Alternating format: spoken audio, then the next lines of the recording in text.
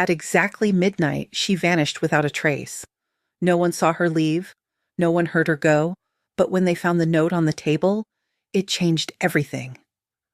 The grand ballroom of the Harper estate was alive with laughter and champagne flutes, clinking under crystal chandeliers. The air smelled faintly of expensive perfume and roasted chestnuts, mingling with the soft hum of holiday music. It was December 24th, the annual Harper Christmas Eve gala, an event that had become legendary among their wealthy social circle. But something felt off. In the corner of the room stood Ellie Harper, her plain black dress stark against the sea of sequins and silk surrounding her. She didn't belong here, not in this world of glamour and entitlement, and everyone knew it. Her siblings had made sure of that.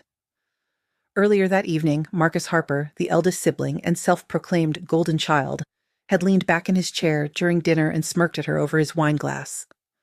"Ellie, darling," he said, his voice dripping with mockery, "you really should consider staying home next year. You're not exactly photogenic." His words were met with stifled giggles from their sister Victoria and brother Daniel. Ellie hadn't responded. She never did. Instead, she simply smiled, a small, enigmatic curve of her lips that no one noticed because they weren't paying attention. They never paid attention to her unless it was to ridicule her. By 11:30, Ellie had retreated to the bar, nursing a drink she barely touched while observing the chaos around her. That's when she picked up the lighter, a sleek silver object engraved with the initials M.H., Marcus's initials. No one saw her slip it into her pocket. At 5 minutes to midnight, the countdown began. Confetti cannons prepared to fire, glasses raised high, and cheers erupted as the clock struck 12. But when the glitter settled and the lights dimmed for the final toast, someone realized something was wrong. Ellie was gone. And on the center of the dining table lay a single folded piece of paper addressed to her siblings. Victoria reached for it first, her perfectly manicured hands trembling slightly as she unfolded the note. Her eyes widened and she gasped audibly before passing it to Marcus. He read it silently, his jaw tightening until the muscle twitched. "What does it say?" Daniel demanded, grabbing the paper from him. His face paled as he scanned the message. "You laughed at my awkwardness. Now watch yours burn." Before anyone could react, the lights flickered. Once, twice, and then plunged the room into darkness. When the power returned moments later, the note was still there. But something else was missing. Something small, insignificant, yet undeniably sinister. What did Ellie take with her? And why does the note mention burning? Ellie Harper had always been the black sheep of the family, a quiet, unassuming presence in a household that thrived on noise and spectacle. Her siblings, Marcus, Victoria, and Daniel, were everything she wasn't: charismatic, ambitious, and ruthlessly competitive. They moved through life like royalty, leaving trails of envy and admiration in their wake. Ellie, on the other hand, preferred the shadows. But being invisible came at a cost. Growing up, Ellie's awkwardness made her an easy target for ridicule.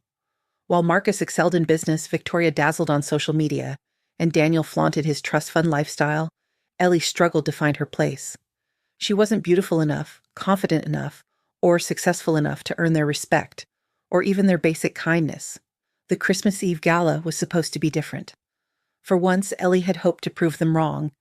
She spent weeks preparing, choosing the right dress, practicing small talk, rehearsing how to hold herself with poise, but none of it mattered. From the moment she walked in, she could feel their eyes judging her, their whispers cutting deeper than any blade. Did someone let the help in? Marcus quipped during cocktails, earning chuckles from the group around him. "She ruins every photo," Victoria muttered later, rolling her eyes as Ellie accidentally photobombed a picture with her awkward stance. Even Daniel, the youngest and least malicious of the trio, joined in. "Honestly, why do we keep inviting her? It's embarrassing." Each comment was a needle piercing her skin, but Ellie didn't flinch. She simply smiled that same enigmatic smile and retreated further into the background. What they didn't realize was that invisibility gave her power. Power to observe. Power to plan. As the night wore on, Ellie noticed things others missed. Like how Marcus obsessively checked his phone, terrified of missing an important call. How Victoria fidgeted whenever someone mentioned Instagram likes. And how Daniel couldn't resist boasting about his latest luxury car purchase. These weren't just quirks. They were vulnerabilities waiting to be exploited. Then there was the lighter. When Ellie picked it up from the bar, it wasn't random. She'd seen Marcus use it earlier to light a cigar, its silver surface gleaming under the chandelier lights. Something about it caught her eye, the way it reflected his arrogance, his sense of superiority. Taking it felt symbolic, like stealing a piece of his armor. By the time midnight approached, Ellie had already decided what she would do. As the countdown began, she slipped away unnoticed, leaving behind only the note. But here's what no one knew. The lighter wasn't just a memento, it was a weapon. Earlier that evening, Ellie overheard Marcus arguing with Victoria about a secret scandal involving their father. Neither realized she was listening. The argument revealed cracks in the family's polished facade, cracks Ellie could exploit. Marcus accused Victoria of leaking private information to the press, while Victoria shot back that Marcus's shady business deals were bound to ruin them all eventually. Their voices grew louder, more desperate, until Daniel stepped in to break up the fight. Ellie watched silently from the hallway, piecing together fragments of their conversation. There was something about their father, a confession he'd recorded years ago, admitting favoritism among his children. The recording was locked away somewhere, hidden from prying eyes.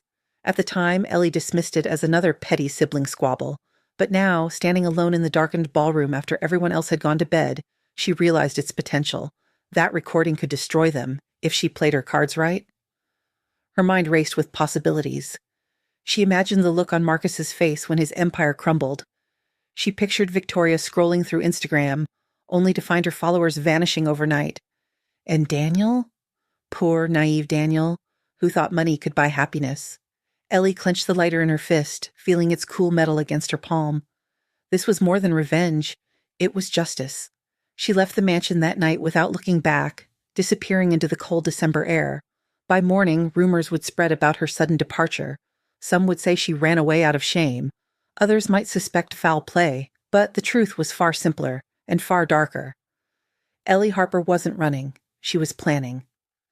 Earlier that evening, Ellie overheard Marcus arguing with Victoria about a secret scandal involving their father. Neither realized she was listening. What does the scandal have to do with Ellie's revenge? And why did she choose fire as her method? I remember the cold bite of the December air as I stepped outside that night. My breath fogged in front of me, but I didn't feel the chill. Not really. Inside, something had shifted. Something irreversible. They thought they'd won. They thought I'd slink away like a wounded animal, tail tucked between my legs, never to be seen again. But they were wrong. So very wrong. That lighter in my pocket wasn't just a stolen trinket. It was a promise. A promise that I wouldn't let them get away with what they'd done. Not this time. For years, I convinced myself their cruelty didn't matter, that their words couldn't hurt me because I wasn't like them. I didn't need their approval or their love. But standing there in that ballroom watching them laugh at my expense, I realized something. It did hurt. It hurt more than anything else ever had. And now, it was time to make them pay. The first step was simple. Disappear. Let them think I'd run away, too weak to face them. Let them bask in their victory while I plotted mine. But revenge isn't just about hurting people. It's about making them understand why they're being hurt. Every action, every word, has consequences, and I intended to show them exactly what their actions had cost me. It started with research. I spent hours poring over social media profiles, news articles, and financial records. Marcus's empire was built on shaky ground.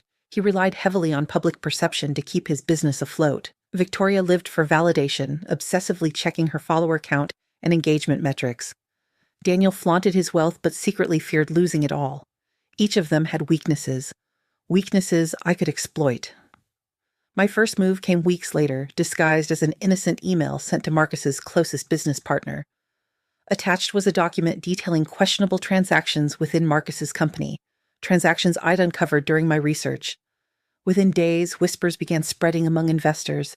Meetings were canceled, deals fell through. Marcus didn't know who to blame. He suspected sabotage but couldn't prove anything. Meanwhile, I watched from the shadows, savoring every moment of his panic. Next, I turned my attention to Victoria. She prided herself on her curated online persona, so I decided to shatter it. Using fake accounts, I flooded her Instagram comments with accusations of hypocrisy and deceit. Then, I leaked private messages she'd sent to friends, mocking her followers behind their backs. Her carefully constructed image crumbled overnight. Daniel was the easiest target. His arrogance blinded him to reality. I planted rumors about a sudden audit of his finances, knowing he'd immediately assume the worst. When he frantically tried to liquidate assets to cover imaginary debts, his investments tanked. By the time I finished, they were all reeling, but none of them suspected me. After all, I was invisible. Still, I wasn't done yet. Not by a long shot. One night, as I sat alone in my tiny apartment staring at the lighter, I remembered the argument I'd overheard between Marcus and Victoria. The recording their father had made, it was the key to finishing this. If I could find it, I could destroy them completely. Finding it took longer than I expected. Their father had hidden it well, buried deep in a safety deposit box under layers of legal protection. But patience is a virtue, especially when you're planning revenge. When I finally held the recording in my hands, I felt a surge of triumph. This was it, the final piece of the puzzle. The recording revealed something shocking. Their father admitted he'd always favored me. "Ellie," he said, his voice trembling with emotion, "is the only one who truly understands what it means to be part of this family. The rest of you're consumed by greed and ego."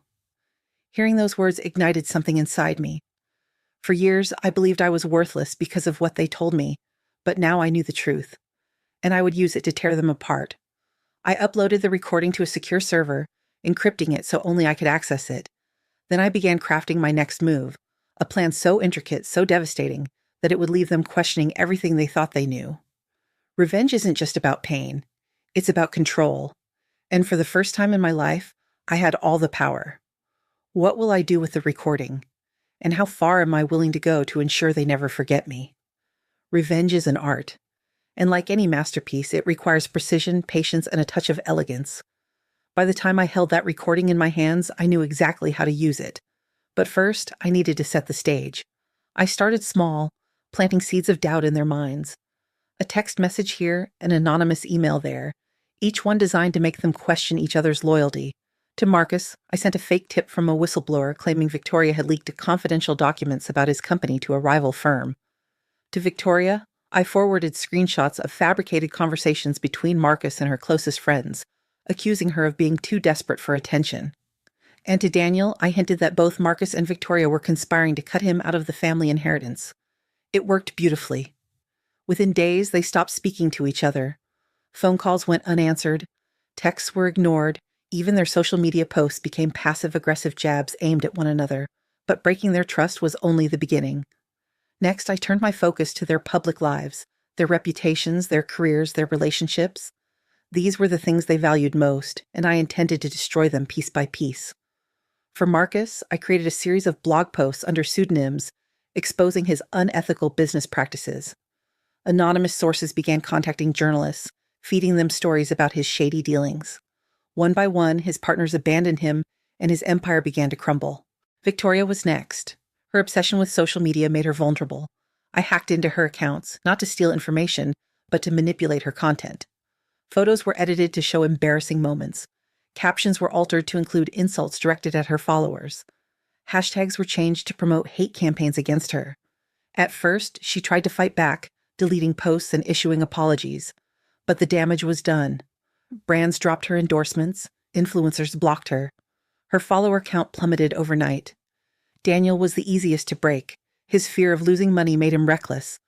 I planted rumors online about an impending financial crisis, knowing he'd panic and start selling off assets. When the market shifted unexpectedly, he lost millions. Desperate to recover, he borrowed heavily, digging himself deeper into debt. As their lives unraveled, I watched from the shadows, savoring every moment. They still didn't suspect me. How could they? In their eyes, I was nothing, a ghost haunting the edges of their perfect world. But the final act was yet to come. The recording of their father's confession was my ace in the hole. I couldn't just release it outright, it needed context. So I crafted a narrative, weaving together snippets of their cruelty toward me over the years. Every insult, every betrayal, every laugh at my expense, I documented it all, pairing it with evidence from emails, texts, and photos. Then I uploaded everything to a private server, creating a digital time bomb set to detonate during their next big event, the annual Harper Charity Gala. The gala was their chance to rebuild their tarnished reputations. Reporters would be there. Cameras would roll. And when my plan unfolded, the entire world would witness their downfall. On the night of the gala, I arrived disguised as a caterer, slipping unnoticed through the crowd.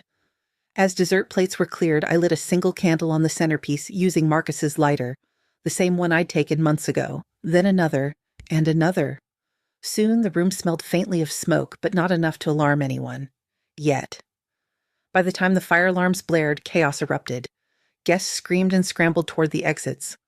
Amid the confusion, no one noticed the USB drive. I left plugged into the venue's sound system. When the power returned moments later, the screen above the stage flickered to life. On it played the recording of their father's confession, followed by my own message. "You laughed at my awkwardness. Now watch yours burn." As the video ended, the crowd gasped audibly. Reporters scribbled furiously in their notebooks. Cameras flashed wildly, and somewhere in the chaos, I slipped away, leaving behind only ashes and regret. What happens when the truth comes out? Will they realize who orchestrated this? Or will I remain invisible forever? The gala was supposed to be their redemption, a chance to prove to the world that they were still untouchable. Instead, it became their undoing. When the video ended, the room fell silent. For a moment, no one moved. Then, like a dam breaking, the questions began pouring in. Reporters shouted over each other, demanding answers. Guests whispered nervously, glancing at Marcus, Victoria, and Daniel as if seeing them for the first time. Marcus was the first to react. His face flushed red with anger. He stormed toward the stage, shouting, "This is a lie. Someone set us up." But his voice cracked under the weight of guilt, betraying him. Victoria stood frozen, tears streaming down her face as she clutched her phone. Notifications flooded in, messages from friends turning against her, brands severing ties, followers unfollowing en masse. Her perfect world was collapsing around her, and there was nothing she could do to stop it. Daniel, ever the coward, tried to flee. He pushed through the crowd, muttering something about needing air, but reporters blocked his path, shoving microphones in his face. "Is it true?" one asked. "Did your father really favor Ellie over you?" Daniel stammered, unable to form a coherent response. And then, as if scripted by fate itself, the lights flickered again. This time, they stayed off. In the darkness, panic spread like wildfire. People tripped over chairs, bumping into each other as they scrambled for the exits. Amid the chaos, I slipped away unnoticed, blending seamlessly into the shadows, but my work wasn't done yet. Weeks passed, and the fallout from the gala dominated headlines. The Harper siblings' names became synonymous with scandal and betrayal. Their businesses failed. Their relationships crumbled. Even their closest allies abandoned them, unwilling to associate with such tarnished reputations. Yet, despite everything, they still couldn't figure out who had orchestrated their downfall. They searched desperately for clues, hiring private investigators and cybersecurity experts to trace the source of the leak, but every lead went cold.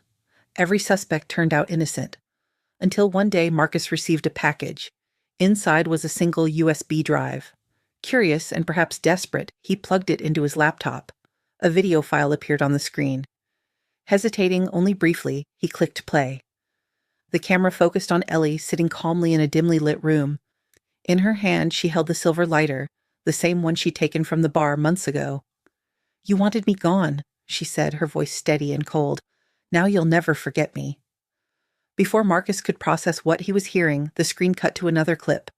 This one showed their father, frail and gray-haired, sitting in a chair. His voice trembled as he spoke. "Ellie is the only one who truly understands what it means to be part of this family. The rest of you, you're consumed by greed and ego." The video ended abruptly, leaving Marcus staring at the blank screen. His hands shook as he realized the truth. Ellie had been behind everything. I knew sending that final message would push them over the edge, but I also knew it wasn't enough. Revenge isn't just about making someone suffer, it's about making sure they understand why they're suffering. So I waited. A week later, Marcus called an emergency family meeting. It was the first time they'd spoken since the gala. Desperation had driven them back together, though their unity was fragile at best. "I know who did this," Marcus said, slamming the USB drive onto the table. "It's Ellie." Victoria gasped, covering her mouth with her hand. "But how?" "She disappeared months ago." "She planned this from the start," Marcus spat, his voice trembling with rage. "Every detail, every move, it was all her." They sat in stunned silence, piecing together the puzzle. The insults, the arguments, the scandals, they finally understood how I'd used their own weaknesses against them. But the final twist came when Daniel opened his laptop and pulled up a news article. "Guys," he whispered, his voice barely audible, "you need to see this." On the screen was a headline, Ellie Harper donates $10 million to local charities. Below it was a photo of me, smiling confidently at a press conference surrounded by reporters. My transformation was complete. No longer the awkward, invisible girl they'd mocked, I was now a philanthropist, celebrated for my generosity and resilience. Their jaws dropped. How? Victoria stammered. It doesn't matter, Marcus muttered bitterly. She won. And she did. As I walked away from the cameras that day, I couldn't help but wonder, was revenge worth it? Or had I simply become what I despised most? Ellie Harper disappeared again after that press conference, leaving behind only questions. Some called her a hero for exposing the corruption of the wealthy elite. Others labeled her a villain, accusing her of going too far in her quest for vengeance. But one thing was certain. She had changed. Gone was the shy, awkward girl who once cowered in the shadows. In her place stood someone unrecognizable, someone cold, calculating, and utterly fearless. Her siblings never recovered. Marcus retreated from public life, drowning his sorrows in alcohol. Victoria vanished from social media entirely, becoming a recluse. And Daniel? He filed for bankruptcy and moved to a small apartment on the outskirts of town, living off scraps. As for Ellie, no one knows where she is now, or if she'll strike again. Revenge may have given her power, but it also cost her something invaluable: her humanity. So tell me this. If you had the chance to destroy the person who ruined your life, would you? And more importantly, could you live with the consequences?